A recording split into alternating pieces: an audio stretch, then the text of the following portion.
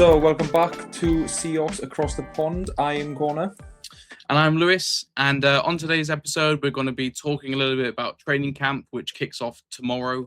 We're recording on the 24th, so it kicks off tomorrow for us. But over this weekend, all the vets and all the guys coming back to the VMAC. And after that, we're going to be talking NFC West and kind of giving a ranking and prediction of how we think the NFC West is going to shape up this year and who we think the Super Bowl competitors are. So, without further ado, let's jump straight into the first part. Connor, take it away with training camp. Yes, so training camp. So this is the first time that the full 90-man roster, including the draft class, will be on the same field together. So it's quite exciting to sort of see what comes out of this. Training camp runs through to the 13th of August, so we've got another 2.5 weeks, so give or take, of this.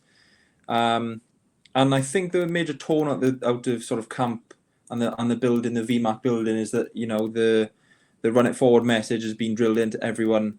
So it's ideal that sort of that message has actually come across as a statement rather than a message now, as if this is what's going to happen. And everyone seems on board with it, which is good. We got 20 of 22 starters back as well in training camp, so that's always good news for the run it forward message.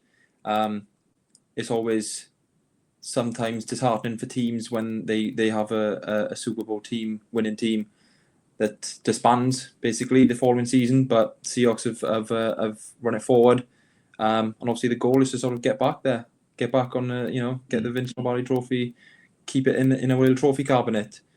But yeah, one of the major stories, we got Devin Witherspoon contract. Quite a big story around the NFL this week.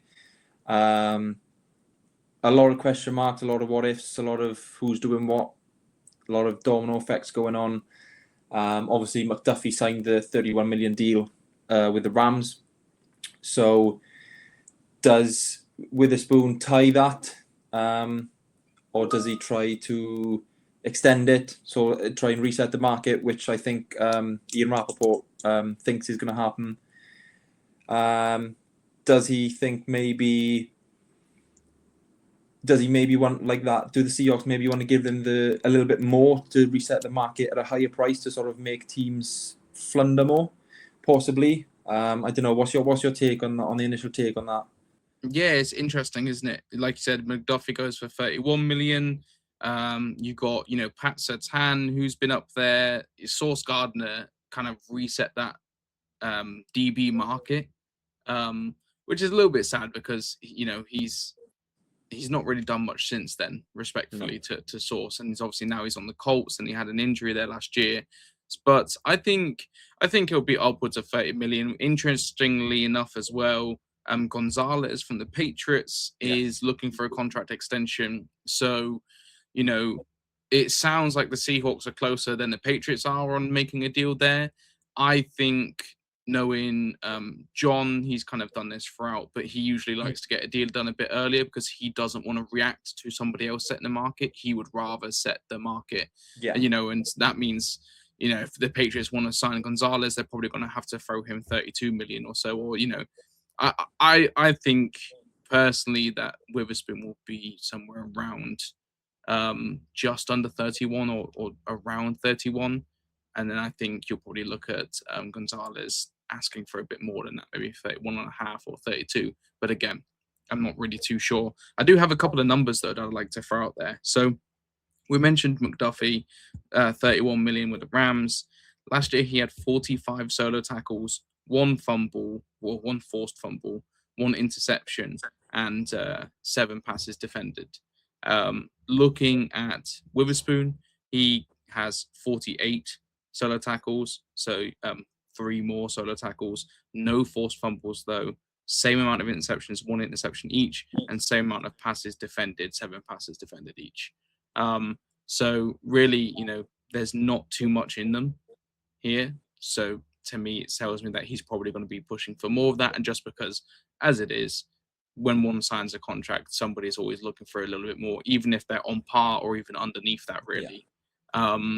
They're probably looking for a little bit more. So really interesting. I've heard a lot of stories about it being closer and closer, but then it pulls away a little bit and nothing's been done because they're not aligned on pricing, on like deal size. But listen, I think this probably gets done in training camp or before the season. But I think John probably wants it to happen sooner rather than later. Yeah, I'd imagine so. I mean, that's what, like you say, what he's traditionally done. I just think in comparison of stats, I think because Witherspoon does offer that flexibility a little bit more. For example, the Super Bowl, where he 1 minute he was outside, next minute he's lined up in the box, next minute he's lined up in the box ready to blitz, and it worked. He got he's got the sacks alongside his game. So I think in terms of money, I think he probably would get a little bit more. I think he probably would get more, at least 32, because I think he will sort of. He's not your traditional cornerback at the minute. I think he's in terms of your jack of all trades DB. He does sort of cut that because he's an elite corner. Plus, he's got the ability to do work in the box. So I think he will try and want that more money because I think for him, he will feel he deserves it. And I think he does. Yeah. But yeah, to go back to, the contract, that does John maybe want to get it early and try and catch other teams off guard in terms of what he does? Does he stick with 31 maybe to try and match McDuffie, or does he go 32 just to beat him, or does he go 34 to completely reset the market? Because in that respect, if we can afford it this year, we've still got the cap space available. Whereas other teams, say for example Gonzalez, Patriots may not be able to afford 34, 35, 36. So it'd be interesting to see what happens because we've got the sort of flexibility, and regardless if it's 32 million a year or 34 million a year or even 31, he's going to sign a 3-year contract minimum. He's probably going to extend again, maybe possibly. So he's probably going to want to be a Seahawk for a long time. Well, maybe they're waiting for the sale to go through. $9 billion, and maybe they're thinking, we'll push him to 34 million if we can get the sale to go through. Obviously, these things take a hell of an amount of time because there's so much contract to go through. But that's another piece we didn't even talk about yet. The fact that we're likely being sold, obviously pending details and contracts and stuff. For what's the number exactly? It's like 9.62 something. 9.6 something, yeah. Yeah. And Paul Allen, 1997, bought the team for like 150 million. Yeah, ridiculous. What a return. That's a ridiculous return. I love that, in his will, he's accepted selling the team at some point, and he wants a lot of that and most of that money to go to charities, and still such a class act by Paul, and I'm glad his family's keeping up with it. But it's always nervous when you get a new owner as well. I'm a little bit nervous. Hope the team doesn't move. When they were being sold in '97, it was might be going to South California. So hopefully they stick in Seattle, and hopefully it's smooth sailing with the new ownership group. Yeah.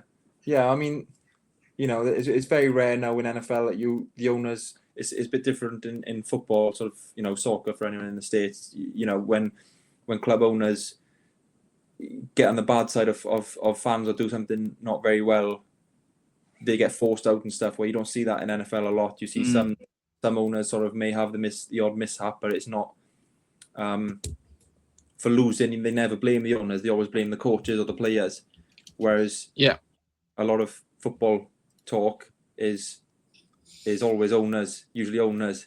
If you pumping money in and etc. So you hit it on the head. Like over here in our football culture, you can push the owner out by being fans, and I think that's sometimes a good thing, sometimes negative. But if that was an opportunity, then Woody Johnson, the Jets owner, would have been surely gone by now. Yes.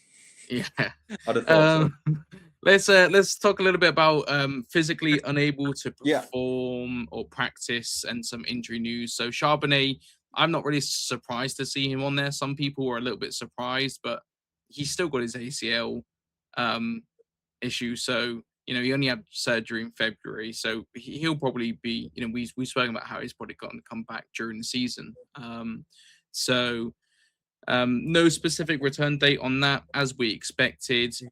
Nicky Manwari, this frightened me a little bit when I saw this pop up first, just scrolling through social media, and it pops up on the Seahawks Facebook page. I think it was saying, Nicky Manwari and two others had been added to the PUP list. He's expected to miss a little bit of training camp. He's had right ankle surgery, but reports are saying he will be ready for week 1. So, he had a couple of bangs last year at the beginning of the season, but managed to play through. I wonder if it's the same ankle that he'd hurt in the week leading up to the Super Bowl. Yes, I think it is. Okay. I think, so obviously prior to the Super Bowl, seeing that, I was quite scared because I thought, no, we haven't got anyone to fill his boots. But yeah, I do believe it's the same ankle. So I thought maybe he would have had surgery straight away, or had it looked at professionally straight away and had it dealt with straight away. But obviously he felt that it was okay straight after the Super Bowl, because for the whole of March, whole of April, whole of May, whole of June, so that's like 4 months, we've heard nothing about his ankle. Yeah. And all of a sudden, just before training camp, oh yeah, he's had surgery. Yeah. So it's a bit strange timing, because I think you should have got that sorted a lot sooner. But it's not a massive issue, I don't think. I think, it was a successful surgery. Something like I say, expected him to have done very, probably in March, at the latest. But I think it's the same ankle, same issue. It was the high ankle, high right ankle sprain, wasn't it? Yeah. So, same ankle. So hopefully it is that same issue, because he obviously fought through it quite well. But yeah, I've got no concerns there. I think he'd be ready to go and he'd be fresh. So yeah, I don't think we win the Super Bowl without him, to be honest. No, I think we'd have struggled. Yeah. On that same list was Kenny McIntosh, also coming off an ACL, but probably will be ready to go for the season as well. Yes. So, and we've got depth at running back now. Yes. So not too much of a problem, but it would be nice to see him go, because actually, like, Kenny McIntosh has been one of those guys he's really quick, and he's great in space as well. So I could see him a lot on screens and sort of third down as well. So it'd be interesting, but his health has always been kind of a question mark around him. Yeah. So, and then let's talk about a new signing as well. Yes. Brandon Johnson.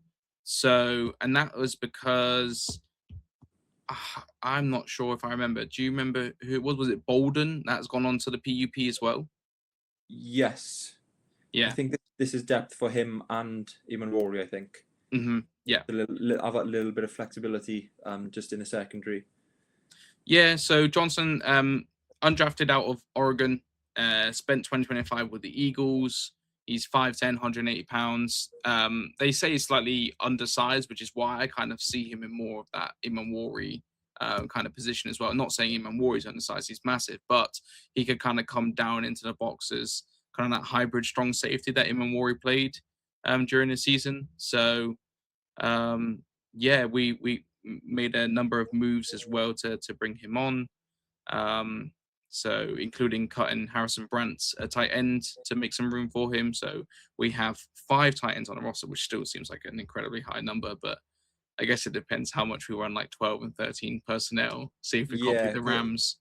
Yeah, because I think it's a little bit different, because we got Araiho, who's more of a blocker, Barner, who's a bit of an all-rounder, Sorbert, who tends to block a little bit more and maybe on those very short yardage situations. So, you still need the tight ends for big packages and goal lines, or even field goal. Kicking for field goals, you still need a couple of tight ends sometimes. So I think 5 is they could probably do with 5. I think they'll probably get maybe down to 4, maybe when it gets down to 53. Yeah. But yeah, I mean, I think it's quite a positive move. Just sort of some like you said, some insurance maybe. But yeah, I think overall it's prior to camp starting, I think it's quite a positive vibe there already. I don't think there's any concerns, not from me anyway. I don't think there's anything to be overly worried about. I think the injuries are on track as well. I think like you say, with McIntosh, I think he's on his way. Him and Morey will be on his way for week 1. Charbonnet looks like he's doing quite well. I don't think he's got any setbacks. So we're still looking probably around week 8 to 10, was it? I think, give or take. So I think it's looking okay. I think Barner, I haven't heard much about Barner, which is good news. Same here. So obviously I wouldn't expect any setbacks there. So I think overall, going into camp, pretty good news. And talking to camp, Hard Knocks, can't wait for that. I'm absolutely well excited for that. It's my favorite show. It's one of my favorite shows. If it's not Seahawks related or not, I love Hard Knocks. So yeah, it premieres August 4th, 2 weeks away. And we got the joint practice, which is about episode 3 maybe, episode 4 possibly. Yeah. So that'll be exciting to watch. But yeah, Hard Knocks, one of my favorites. I'm well excited for that. Yeah, I'm really looking forward to it, and the quarterback came out recently. I actually haven't had a chance to watch that yet on Netflix, but that's always a good one. Interesting to kind of see a little bit of insight into these guys, into their lives that they live as well, and how they go about training and preparing for the season and all throughout as well. But yeah, no, Hard Knocks is a special one. I watched the trailer the other day. Really exciting. Really good to have a Super Bowl winner kind of be on it, I guess, from their point of view as well.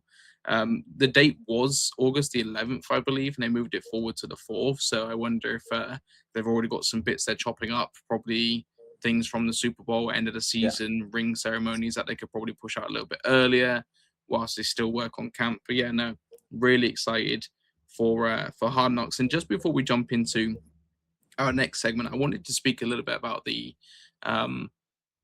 20 of 22 players returning from the starters last year in the Super Bowl.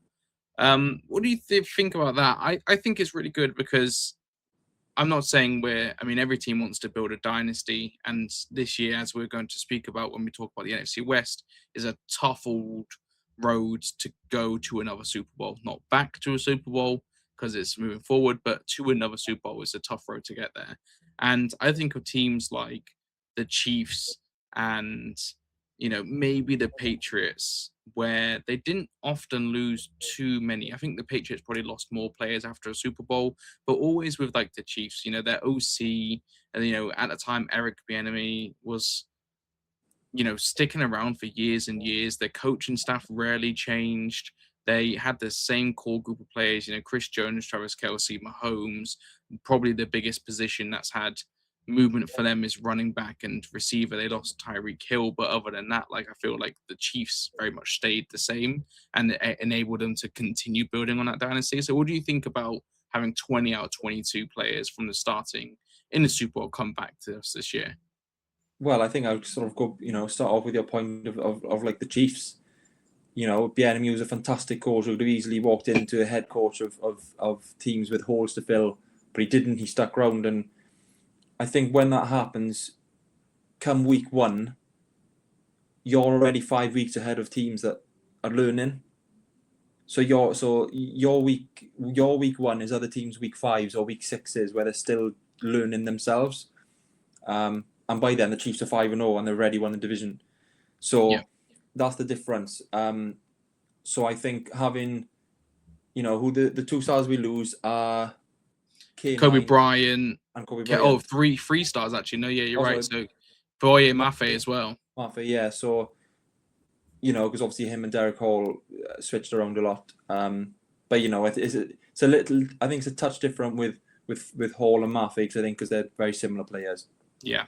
But yeah, losing in respect 3 starters. We got to consider of who's filled them up. So Derek Hall's there. In terms of Kobe Bryant, have we successfully filled his position? We don't know yet. And in terms of running back, I'd like to think so with Jadarian. I'd like to think that gap's already filled. So having that 20 out of 20, or sort of 19 out of 22 back, it's such good core to have it back.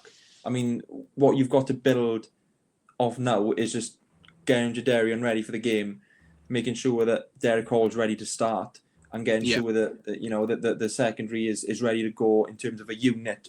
Because Kobe Bryant was a fantastic player, but unfortunately he was like the third or fourth best player in that secondary. Yeah. So it's not like we've lost Spoon or even Worry and a star. Kobe Bryant's a very, very good player, and I love Kobe Bryant, but I think he was more of a unit player as well. So once you try and get that unit back together, I think they'll be fine. And then it's a case of having a dynasty. I mean, if you take one of the only older guys is Leo Williams. Everyone else is at an age where they're able to stay for a good few years and still play very well. Same with Williams. Him and Lawrence, I would say. Oh, and Lawrence, yeah, sorry. Yeah. But obviously Cooper will be gone in a couple of years, probably maybe another year. But we should have someone lined up for him. Darnold's still got a lot of years left. Some of the line is still very young. JSN and Horton, Shaheed's not that old. Barnes, this is his third year. Yeah. Imamori, second year. Spoon is like his third year, is it, or fourth year? So Josh Jobe, the players we got, even Ernest, I think Ernest has got a lot of years left in him. Yeah, I wouldn't consider him old. I'd consider him, probably maybe just past his peak age. So he's not someone who's going to go very, very quickly. And Byron Murphy's an absolute stud. He's going to be one of the best tackles in the league this year. Hopefully Riley Mills can learn another young one. So it's that core, that run it forward mentality. You've got the same team basically. So it's the coaching staff is not very well much changed. Obviously losing Kubiak is one of the biggest deals for me, I think, this offseason. Yeah, I think I agree, because as much as I think it's something that I've kind of been not thinking about as much, if I'm honest. I think I've been thinking about our season, saying, hey, we got all these guys back. We got Sam Darnold, he was lights out last year, especially in the postseason. And I was, we got a lot of the cast coming back, and I was just thinking, but do we have that play caller? And the reason why I thought about it was, I was on Instagram and I was kind of down a rabbit hole, and someone was breaking down film against the Rams, and it was the comeback game at home as well. And they were talking about how the Rams just kind of had a 4-man box, a diamond essentially to the strong side of the field, to essentially when we was out in trips, and how we'd thrown to it a couple of times, we'd done screens, we ran behind it, etc., and how they'd continued using this diamond. And then we put JSN in the backfield, and because of that, his man alignment was the linebacker. And you put Shaheed on a post, which carried the corner and the safety across the end zone. And then you put Cooper Kupp on like a 10-yard out, which dragged that other corner down. And the linebacker passes it off to one of the other safeties. Too late. And it's just a corner route into the corner of the end zone. Too late, JSN's there. And it was kind of like the genius of how Kubiak kept setting that up throughout the game, knowing how the Rams were going to play that 4-man box on the strong side of the field, and then moving JSN into a position where he would have the benefit, and putting Shaheed in that position where his speed is going to drag 2 people into the end zone and away from the middle of the end zone and away from the corner of the end zone. And at that point, I just went, man, I hope it's still this good this year. Because I was just the first time I was genuinely worried that we could see a decline because of Clint moving on. Yeah, I think the defense is a massive issue. I think wherever we lost, we can gain back there. I think the offensive structure could be a problem, and I've sort of we spoke about this in episode 1 or 2.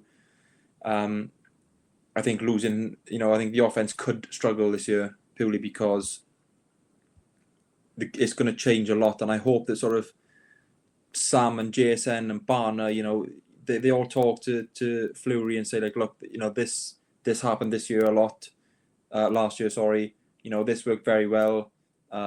getting Coop as on Shahid as in a way maybe decoys for JSN to have the go routes or post routes, corner routes, whatever. So I hope that Fleury sort of does develop something, because it's hard for us to describe him as an OC because we've only seen him as a tight ends coach. Yeah. So he may surprise us and be very, very good, but we've not. Unfortunately, we've only seen what George Kittle can do as a tight end, and Tonjes and all the other tight ends in the Niners. We can only see what they do and judge him off that, which is, I think, a harsh judgment because he's not got the whole offense to run. No, so it's difficult. I think very, very difficult. But I think he'll be okay. I think he's I think he'd be a good OC.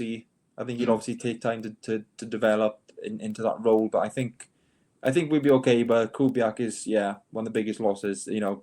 Probably for me, number one loss of the season.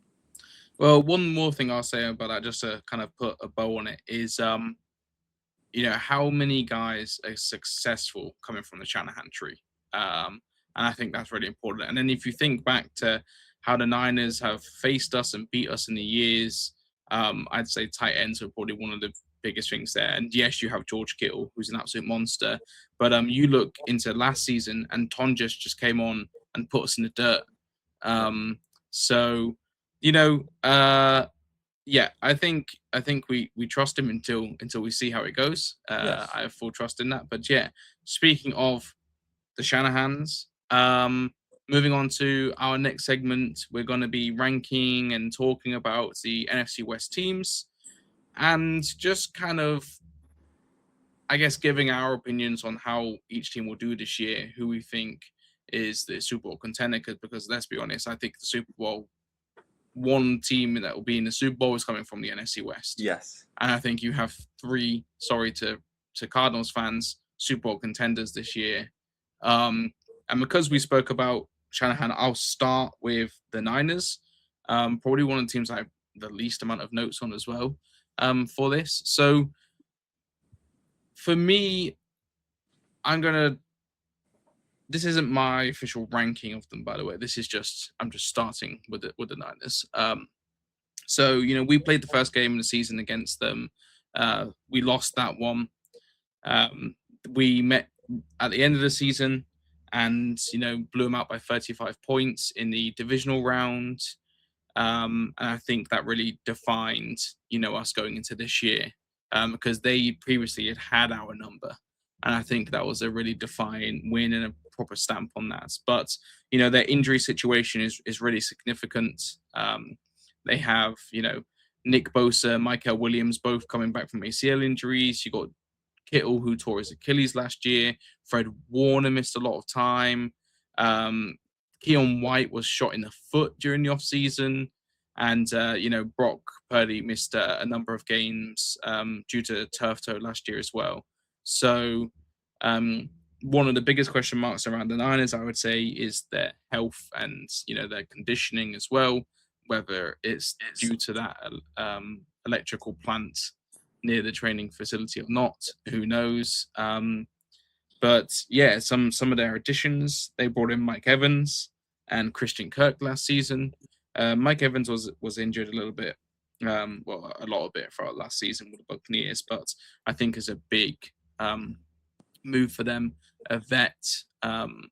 He's towards the end of his career, sort of like that twilight zone, but still a really good player. And I actually really like Christian Kirk. I think he's a really nifty wide receiver and can get into these little spaces and sit in those gaps as well in between zone coverage.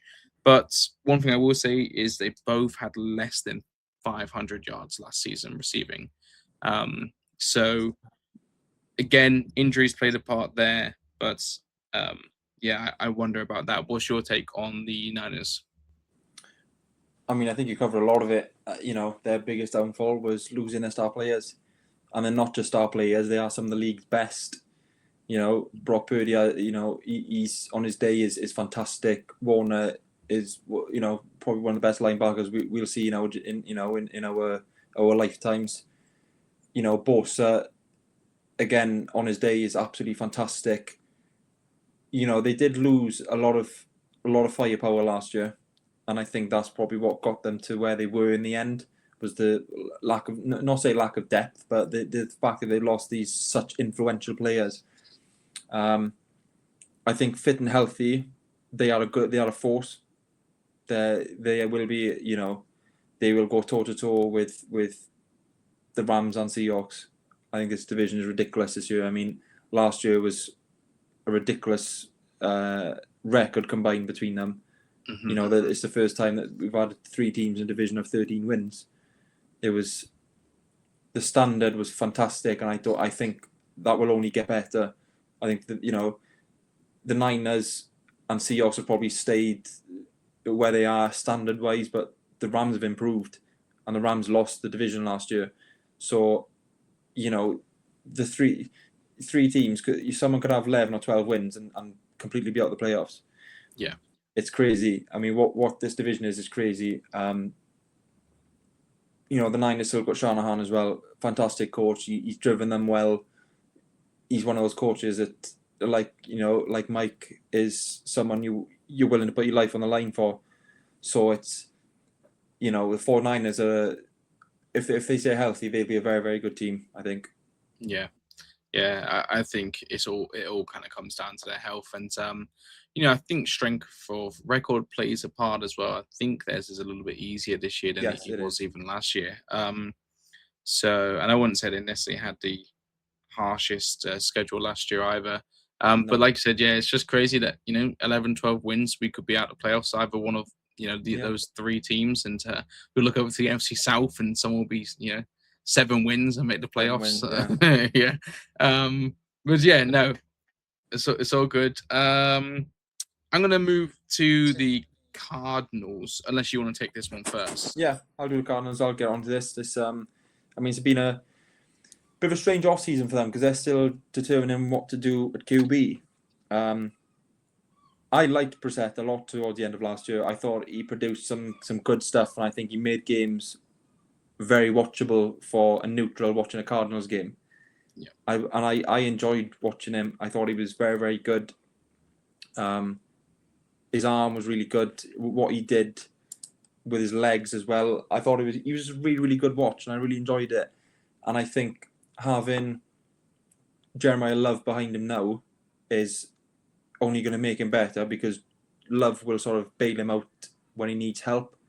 Michael Wilson still be in there as well. He got very good to this end of last year as well. They've obviously kept Buda as well, a fantastic safety, one of the best in the league. I'm a pride being still there. They have got some weapons, they've got some good players. But I just think that overall core of the team just isn't great. I mean, you've got Mike LaFleur coming in as well as a rookie head coach. He's got a family name to live up to, as we say, with his brother in Green Bay. But I think it'd be good for Mike to sort of have those star players, because I think that they will be able to win a few games. I think realistically, the six games they got to play in-house is probably going to be 0-6. Yeah. That's 6 very, very tough games. They may be able to get one where they're in the game. Probably, they're probably going to go 0-2 against the Rams, and then either 1-1 against the Niners or us maybe. I mean, Cardinals have been one of our bogey teams where they can scrape a win, so they might be able to get a win there. But when you rank us at 1-6, they don't have a massively hard schedule, so I think they will be able to get a couple of games in. I think they'll be able to win more than they did last year. But yeah, their QB situation sort of intrigues me, because do they want to sort of not do well to get the see what draft class is about, or do they try and go for it a bit? Because I think if they went for it, I think they could win 5-6 games, and but 5-6 games get you like pick 8 in the draft or pick 9 in the draft, and that's not low enough for them to get the QB probably thereafter. So they're an intriguing team, but yeah, I think they'd be a good entertaining watch this year, because I think they've got some good players and they will be able to score some some good points. I think it's a difficult situation for the Cardinals, because Brissett, is that going to be their QB1? You've got Gardner Minshew, Carson Beck. Do you want to bring? You drafted a quarterback in Carson Beck. Do you bring him in early? Do you try to get him trained up? Do you believe in him that much, or do you want to sort of, loosely tank next year to try and get a better quarterback? But then, what was the point of drafting one this year? You could have used that pick elsewhere. They do have Jeremiah Love. I do like the pick. They still got James Conner. They picked up Tyler Algier in the off season. So how does he fit into that? Is James Conner being kind of pushed out of that? I don't know, because I think Algier is a really good back, and I really liked him at the Falcons. Connor's strong and a strong runner, but so is Jeremiah Love. So really, I don't know. Connor's had some injuries throughout the year, so for me, I think he's probably pushed down that depth chart a little bit now. I don't know why you would draft Love, and then also why you would spend money on bringing Algier across if he's 100% ready to go. I will say I disagree with you slightly. Well, I disagree with you a good bit on how many wins they get this year. They have the toughest strength of schedule, and I think they're going to tank for a better pick. And I think that's why Brissett is he's practicing, because they're one of the first teams that turned up to training camp, them and the Panthers, I believe, and he is practicing, and I think they're reaching an agreement to give him a little bit more money. But I think his point of view is, hey, I'm putting my body on the line, and we probably don't have the talent or the coaching staff to win games this year, our schedule, but I could still get hurt. These teams aren't going to not sack me because we're tanking. So I think he's looking for a bit more guaranteed money, which I don't blame him for. And then I'm looking through their schedule right now, and honestly, I don't know if they win a game until maybe week 12 against Washington, depending on how Washington are this year, if Jaden Daniels is back healthy properly, and then maybe the Jets in week 15, because it's a tough schedule for them. It really does look like a tough schedule. And then one more thing I'll say, Marvin Harrison Jr. or Michael Wilson. I really like Michael Wilson, and to compare, Wilson had over 1,000 yards last season. Harrison had over 600 with 4 touchdowns, and Michael Wilson had 7 touchdowns.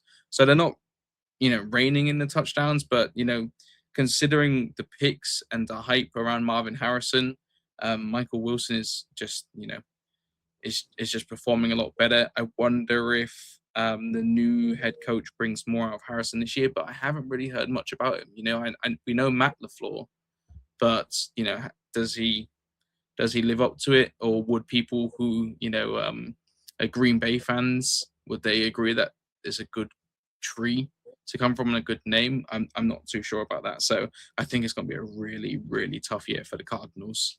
Yeah, I know. I just researched the schedule now, because I think I must have saw different. I must have been on about something different, because looking at that schedule, it looks proper tough. Yeah. So I think I've seen a different schedule. So yeah, I mean, they've probably. I think, like I said, I do think they'll still get that one win against the Niners or the Seahawks in the 6-game series in the West. They might win week 15. They could win against the Giants. Mm-hmm. I think if they play very, very well, they could probably get 4 wins if they play very well. Yeah. But realistically, they're probably looking at 2. So, maybe 3. So I think there are a max of about 5 wins if they play, lights out. But I don't mind the Cardinals. I think they got good players who are likable as well. Michael Wilson, Trey McBride. I think, Brissett, they're likable players. It'd be, as long as it's not against the Hawks, I'd like them to do well, and get some wins. But I do. I've always felt a bit sad for them. Like, if there's one team in the West that I want to do well, it's probably the Cardinals. Yeah. And I think there's a couple of teams like that. Like I've mentioned before, how my brother's a Raiders fan, and we talk about how in his division, it's like, oh, you kind of have a soft spot for the Chargers. Like, you kind of want to see the Chargers do well. And I feel like it's kind of the same. Like, when we're against the Cardinals, absolutely not. Like, I don't want to see Buda Baker at all. But, whilst you're out there and you play the other games, you're kind of like, man, I hope maybe the Cardinals can do something good this year. Yeah. Yeah, it's funny you say about the Chargers, because for a couple of years straight, while they had, like, Herbert absolutely balling out, and they had, Keenan Allen being brilliant, and Derwin James and Bosa and Khalil Mack. A couple of my mates were like, "Oh, who's a dark horse?" I'm like, "Oh, the Chargers." And the next minute they'll, they've only won like 4 games. I'm like, "Oh, God, is it?" But like on paper, they got one of the best defenses in the league and some absolute superstars on offense. So like, why are they not good? So they quite funny you pick the Chargers, because they were one of my teams who I used to say to mates of mine, they'll do okay, but obviously not. I think everyone has a soft spot, right? Even in the national media, everybody's like, "Oh, is this the year the Cardinals could really do something? Is this Justin Herbert's year?" Justin Herbert's been having years. Yeah. I don't think he's got Everybody many else. more. It's like the same way that everyone says, "Is this Joe Burrow's year?" And it's like Joe Burrow had like a 5,000-yard season and was up for the MVP. I don't know if Joe Burrow's ever getting back to that, but I understand, because you're kind of expecting to see that again. But the team around him is just failing, and he struggles to stay healthy. So what can you do? But yeah, I do have a bit of a soft spot for the Chargers as well. Speaking of Los Angeles, let's go to the Rams. So big news. Obviously, they acquired Myles Garrett in the offseason. 43 solo tackles, 23 sacks, and 3 forced fumbles. I mean, 23 sacks last year. It's just nuts. I already feel sorry for our offensive line. Yeah. And, the possibility of Aaron Donald returning, don't even get me started. I mean, I've seen rumors that it would probably be very late season if he would, because he's not coming back to take part in training camp. He's probably not going to be playing the full schedule of games. He's probably going to come back, if he does, towards the end of the season, or even for a playoff push.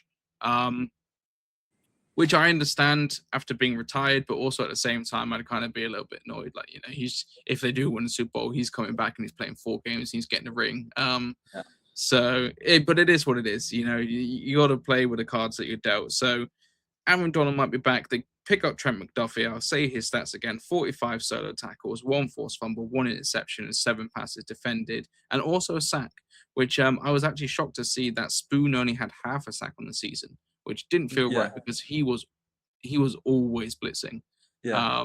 So very interesting to see that McDuffie's got a sack there. Close games against us last year could have gone either way. So they could have easily been the better team. They could have easily been in the Super Bowl. Honestly, strokes of luck, I would even say. Like, yes, there was Clint scheming up plays, but I would say, there was just strokes of luck that got us through those games as well. They had 27 points per game to end the season, which was one of the highest in the league. I expect this to be considerably lower next year. Points per game against them, by the way. So their defense gave up 27 points per game. I don't see you putting up 27 points per game against Trent McDuffie and against Myles Garrett, and not even just to mention the rest of the defense over there. But one thing I'd be interested to hear your take on this as well is, could Puka let the offense down?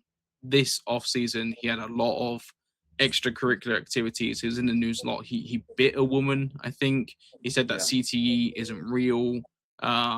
So a little bit of a question mark around him. I imagine when he'll just get on the field, he'll just be put behind him and he'll still be Puka Nacua. But I wonder if there's anything else that comes into it from off the field that kind of damages the Rams offense this year. What do you think? I'll sort of go backwards and I'll start with the Puka thing. I think as soon as he steps on the field, it's all gone. I think players find a way to keep distractions off the field. I think coaches, unless it's something very, very severe to the point where it's maybe unethical or unhumane, I think coaches sort of leave it slide and let the relevant people deal with it. whether that be sort of in-house investigations or authorities or wherever. So I do think unless something drastic is going to happen out of house in the Rams, I don't think that'll be a problem for the Rams. He'll get on the field. When it comes to the defense, adding McDuffie and Garrett, if you take those two away, they've still got a good defense. Mm-hmm. So they've just gone from really good to elite without even playing. For our offensive line to try and come up against that, we've got a good offensive line. We've got very good people on the line, but good is not good enough against Garrett. So you could double him with Abe Lucas and Gray Zabel. He'll probably still find a way to make disruption. McDuffie's obviously a very, very good lockdown corner. They've still got really good starters in the secondary. But what could lead them down is if through injuries, if someone gets injured there, then their depth is not as good as could be. They're obviously heavy favourites. I think Devontae Adams will have another very good season. I think he's had that time now where he's done his duty of being the newcomer.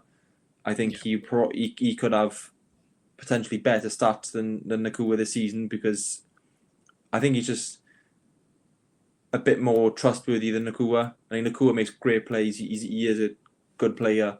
But I think when it comes to the clutch moments, I think Devontae will be used a little bit more. Yeah. They're heavy favourites for a reason. They've got a fantastic team. I said about the draft pick, what they give up for Garrett. Realistically, without Garrett, they're still going to be probably championship game, maybe divisional game. So it's either trade the number 26 pick or number 28 pick, or keep it and get a lesser first round player, which is probably less impactful. So it's a shame that they are making these tankings for the rings, because that's what they're doing. They're selling, they're shutting up shop and going, no, we're having a ring this year. Get rid of our picks, get the players in. Whereas other teams don't really do that, but McVay's not scared to. He's happy to literally go, take our picks away, give us Garrett, and we'll go and win a ring. And then they suffer later.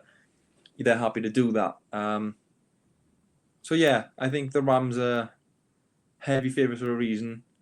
Yeah. I think the additions they had were telling the NFL world we're out to win this year and next year and the year after, and then we'll have our decline. But I hope whoever represents the NFC, I just hope it's not the Rams, and whoever is the AFC team, if the Rams are in there, I hope they win. I don't want to see the Rams winning, because I think it makes them absolutely foolish to tank this much to get a ring and not get it. Yeah, I would say it is interesting, isn't it? McVay's done this ever since he came in the door for the Rams.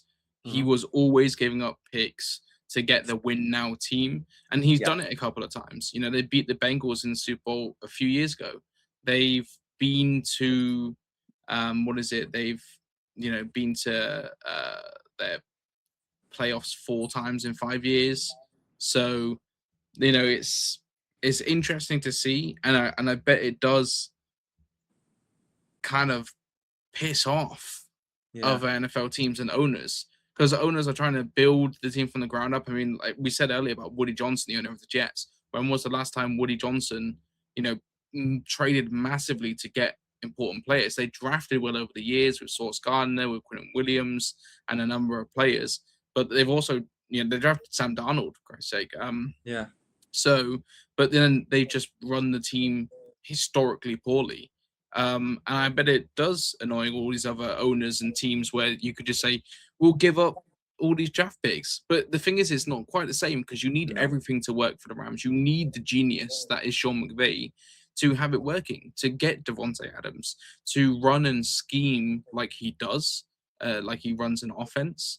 And then you get someone really trustworthy to take over the defense and you throw picks at it. So I'm kind of with you. I don't really want to see the Rams lose. Obviously, they're a main competitor of ours, but it'd be really interesting. Of course, you got Stafford, MVP last year. So how does he go? 38, 18th season in the NFL. How is Yeah. he going to get on? Last year, he went into that alien spaceship at the beginning of the training camp to sort out his back, and everyone was saying, "What about his back?" And then he pulls out an MVP season. So, is it going to be another one like that? Really, really interesting. I think, DraftKings has them outright Super Bowl winner, of course. I think you kind of have to. You don't build that kind of team and get that influential players without being the Super Bowl favorite. I mean, we've spoken about the Seahawks lots. So just to kind of wrap up, should we go ahead and give our sort of NFC West, rankings? I'm happy to start with this one. So I think Cardinals coming dead last. I don't think there's any surprise there.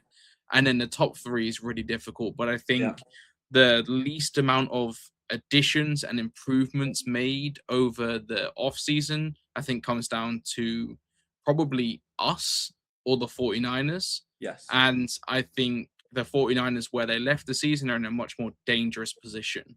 I think we haven't added crazy players, but we haven't lost a ton of crazy players. I'd probably say the most influential being K9. But hopefully, no one knows yet, we've filled that hole up, and we can continue and start again and have a really good season this year. So I'm going to put the Niners third in the division. And then honestly, I think it will be us. If I'm trying to take that fandom out of it, I think it's going to be hard. We barely won those games against the Rams last year. I think now with these additions, I don't think we do win. Maybe we split the series, but I imagine we'll probably get swept by the Rams this year.